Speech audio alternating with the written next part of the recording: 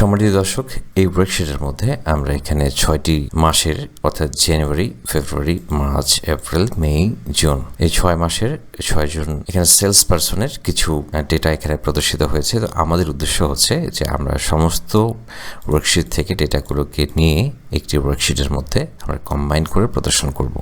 তো স্বাভাবিকভাবে আমরা যেটা করে থাকি যে এখান থেকে ডেটাগুলোকে কপি করি, তো তারপর পেস্ট করি, তারপর হয়তো আরেকটি ওয়ার্কশিটে যাব, তারপর এখান থেকে ডেটাগুলোকে নিয়ে আসবো, তারপর হয়তো কপি করে তারপর হয়তো আমরা সাধারণ এটাকে পেস্ট করে থাকি। কিন্তু আজকে এভাবে আমাদের কাজটি আমরা করব না। আমরা এক্সেলের চমৎকার একটি ফাংশন ব্যবহার করব, যে ফাংশনটির সাহায্যে খুব সহজেই এই ডেটাগুলো বিভিন্ন ওয়ার্কশিট থেকে ডেটাগুলো আমরা একটি শিটে কম্বাইন করব, সেটা হরিজন্টালি এবং ভার্টিক্যালি।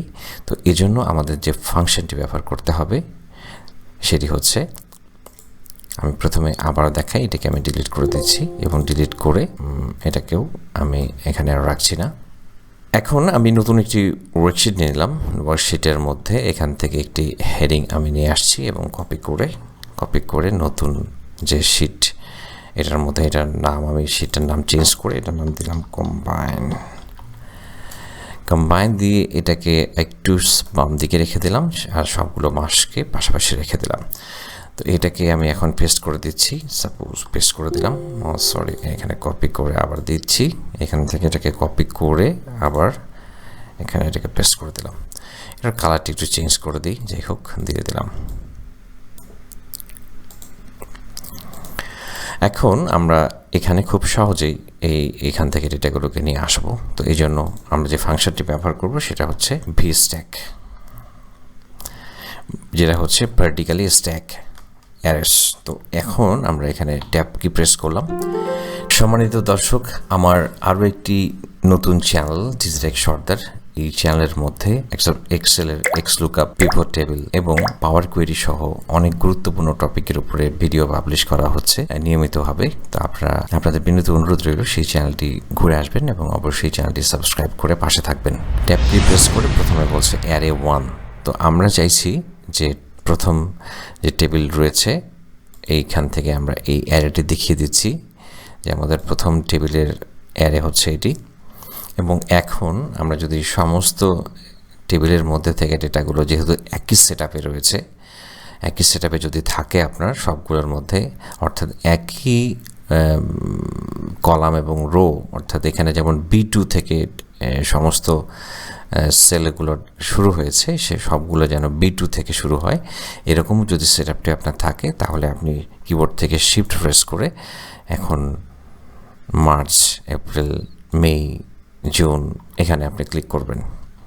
তো ক্লিক করলে লক্ষ্য করুন যে এখানে প্রদর্শিত হচ্ছে যে জানুয়ারি টু জুন, এবং এইখান থেকে আমাদের যে ডেটাগুলো এখানে প্রদর্শিত হয়েছে সেই ডেটাগুলো এখানে সিলেকশন করে নিয়েছে অটোমেটিকলি।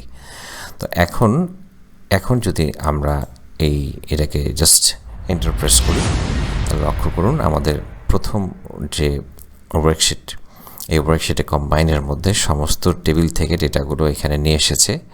এখানে 6 মাসের এপ্রিল, মে, জুন পর্যন্ত ডেটাগুলো এখানে চলে এসেছে।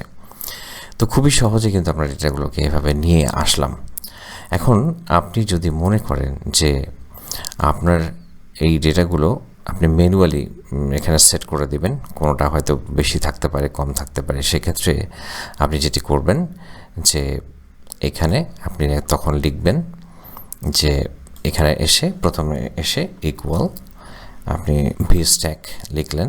লেখার পর আপনি প্রথমে যেটি করবেন যে টেবিলে চলে যাবেন, সেই টেবিলের মধ্যে ডেটাগুলোকে এখানে অ্যারেটি ড্র্যাগ করে দেবেন, এরপর একটি কমা ব্যবহার করবেন, তারপরে সেকেন্ড ট্যাবে চলে যাবেন, তারপরে আপনি এখানে ঠিক একইভাবে ড্র্যাগ করে দেবেন, তারপর এখানে আপনি এভাবে ড্র্যাগ করে দিতে পারেন। যদি আপনার ইচ্ছে মতো আপনি ম্যানুয়ালি কাজটা করতে চান, তাহলে এভাবে আপনি সিলেকশন করে দিতে পারেন ডেটাগুলোকে, আর তাহলে কিন্তু প্রপারলি এটি প্রদর্শন করবে। কমা ইউজ করতে হবে। আমি আবার দেখাচ্ছি। এখন কিন্তু আমি সিলেকশন করে দিলাম, কমা দিলাম, আবার সিলেকশন করে দিলাম, কমা দিলাম, আবার এখানে কমা দিয়ে আবার এটাকে সিলেকশন করে দিলাম।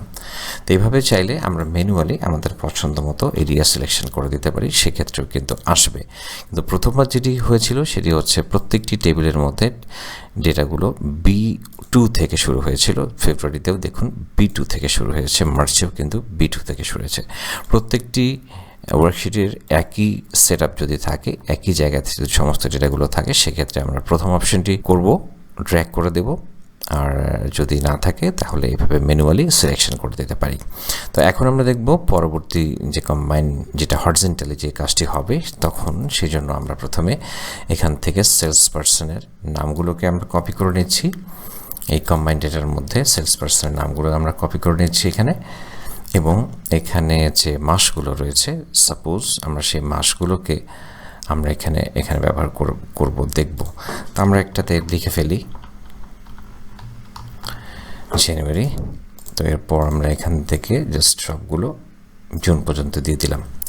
তো এখন আমরা চাচ্ছি যে এই সেলস পার্সনদের এই সেল যে কোয়ান্টিটিগুলো, সেগুলো আমরা এখানে জাস্ট দেখব।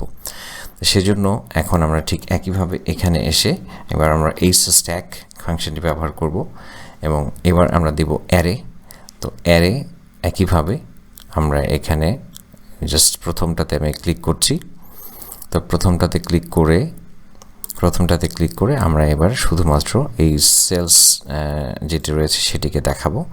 এবার আমি শিফট প্রেস করে সবগুলোকে এখানে দিয়ে দিলাম।